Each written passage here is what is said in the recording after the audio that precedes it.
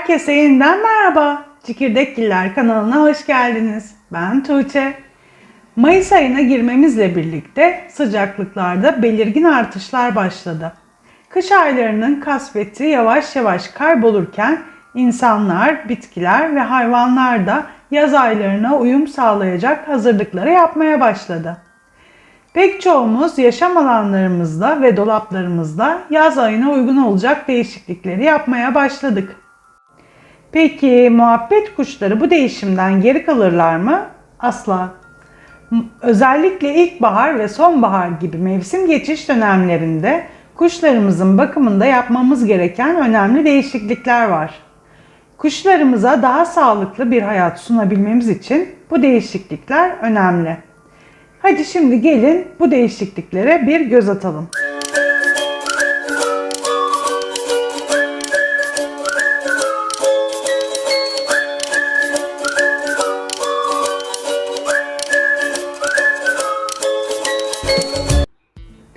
İlk yapmamız gereken şey verdiğimiz besinlerin oranlarını değiştirmek.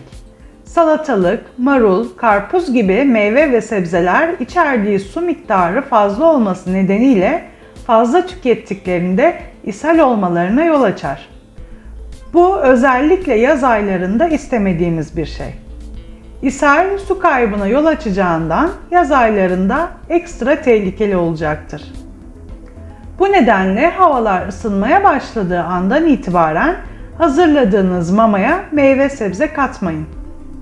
Meyve sebzeyi haftada sadece 2 kez herhangi bir karışıma dahil etmeden direkt vermenizi tavsiye ederim. Sıcaklığın artmasıyla birlikte yağlı tohum kullanımını azaltmalıyız. Yem karışımına kış aylarında eklediğimiz aspur, yulaf, nijer gibi yağlı tohumların oranlarını azaltmamız gerekir.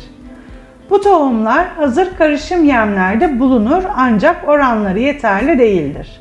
Bu nedenle özellikle kış aylarında ekleme yapılmalıdır. Örneğin aspuru yem içerisinde kış aylarında %60 civarında eklerken yaz aylarında bunu %15'e kadar indirmeliyiz.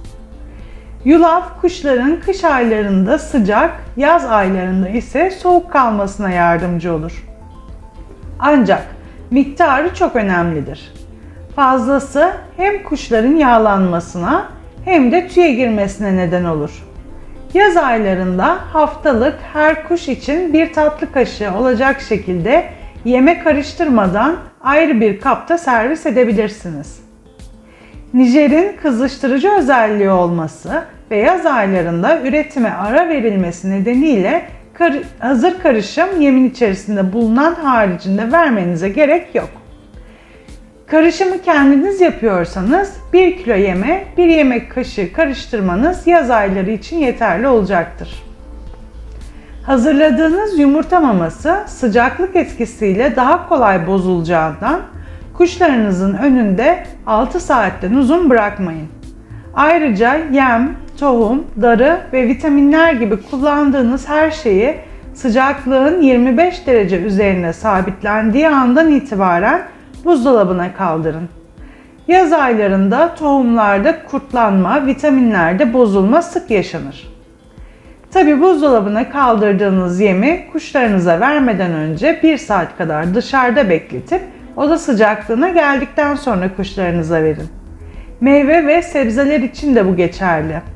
Kuşunuza asla buzdolabından çıkmış soğuk yiyecek veya su vermeyin. Muhabbet kuşları soğuk konusunda çok hassastırlar. Hemen hastalanacaklardır. Suluklarındaki suyu muhakkak her gün yenilemelisiniz. Suluklar sıcak havalarda bakterilerin çoğalması için en verimli alanlardır. Aslında bu su meselesinin yazı kışı yok. Günlük değişim her zaman önemli ancak bakteri oluşumu kış aylarında daha yavaş olduğundan yaz aylarında çok daha özen göstermek gerekiyor. Kış aylarında bazen benim de değiştirmeyi unuttuğum oluyor. Yarın değiştiririm diyebiliyorum. Tabi bu süre asla 2 günü geçmiyor. Ama yaz aylarında asla değiştirmeyi unutmak gibi bir lüksümüz yok. Unuttun ve gece yatarken mi aklına geldi? Kalkıp değiştir. O kadar önemli bir konu. Kokusundan anlarsınız zaten ne demek istediğimi. Sıcak havalarda kuşlarınızın sağlığını korumak için önemli takviyelerden biri de elektrolittir. Özellikle sıcak havalarda muhabbet kuşları için sıvı kaybı tehlikelidir. Elektrolit kuşlarda sıvı kaybına bağlı olarak eksilen minerallerin geri kazanılmasına yardımcı olur.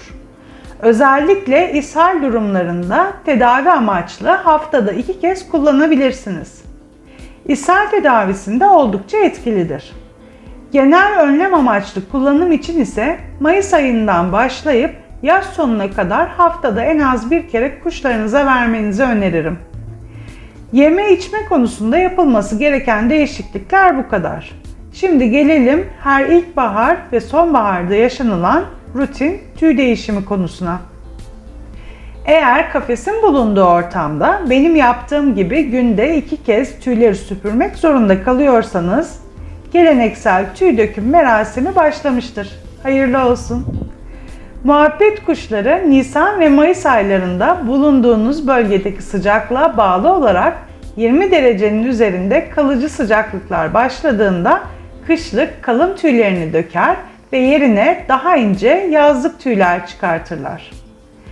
Bu dönemin rahat ve hızlı geçmesi için yapabileceğiniz 2 şey var. Birincisi, tüy dökülmesi durana kadar, ki genelde bu süre en fazla 2 haftadır, haftada 3 kez gün aşırı B vitamini takviyesi vermelisiniz. İkincisi, deriyi nemlendirmek ve tüylerin daha kolay çıkmasını sağlamak için her gün sprey yardımıyla kuşlarınızın tüylerini hafifçe ıslatın.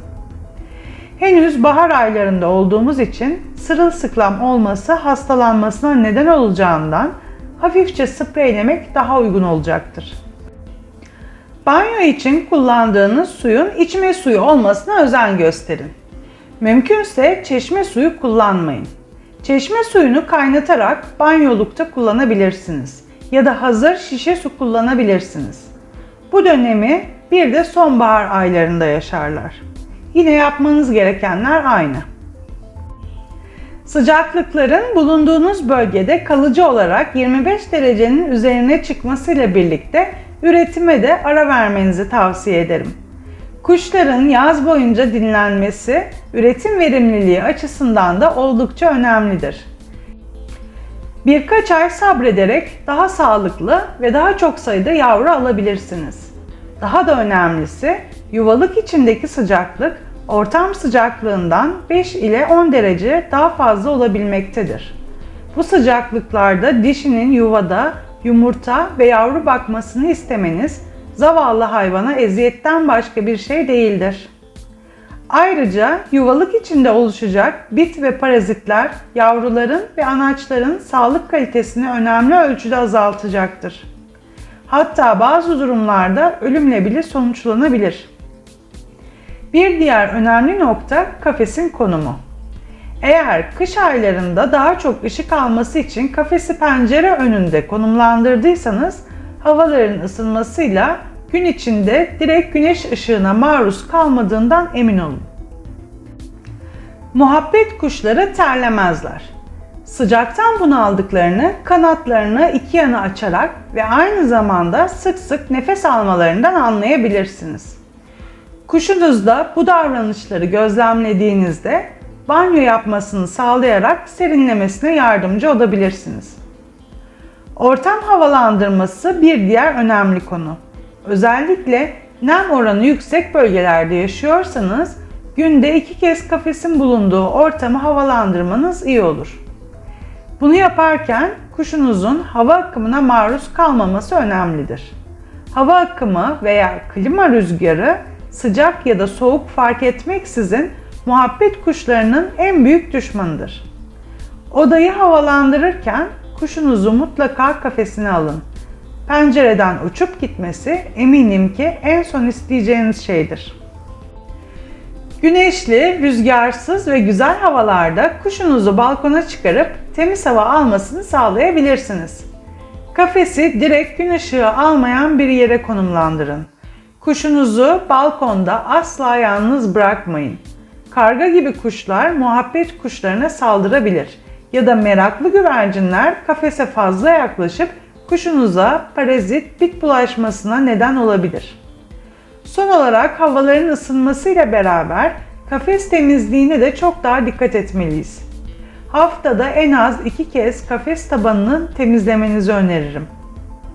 Pis tünekler ve ortam kuşlarınızın bitlenmesine neden olur ve bitleri arındırmak sandığınız kadar kolay bir iş değildir. O nedenle en iyisi temizliği aksatmadan parazit ve bit oluşumunu önlemektir. Bir videonun daha sonuna geldik. İzlediğiniz için teşekkür ediyorum. Umarım hazırladığım bu video sizlere ve kuşlarınıza faydalı olur. Sorularınız olursa yorumlara yazabilirsiniz. Elimden geldiğince bütün sorulara cevap veriyorum. Kuşlarınızın sağlıklı, mutlu ve uzun ömürlü olmaları dileğiyle şimdilik size veda ediyorum. Bir sonraki videoda görüşmek üzere, hoşça kalın.